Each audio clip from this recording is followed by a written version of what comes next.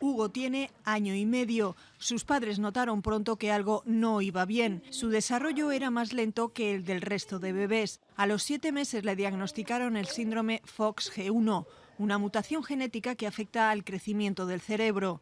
Tras una prueba detectaron que a Hugo le faltaba una parte del cuerpo calloso del cerebro. Él es aún pequeño, pero el pronóstico es complejo. Muchos niños que no andan, que no hablan, tienen epilepsia, que Hugo al año debutó con epilepsia, problemas para alimentarse también, muchos llevan botón gástrico. Tienen mucha hipotonía muscular. Eso, están muy blanditos. Ahora, por ejemplo, tiene año y medio y no se sienta aún. Empieza alguna vez ahora a voltearse él solo. La enfermedad no tiene cura de momento, pero podría estar cerca. Todas sus esperanzas están puestas en una investigación desarrollada por una fundación en Estados Unidos.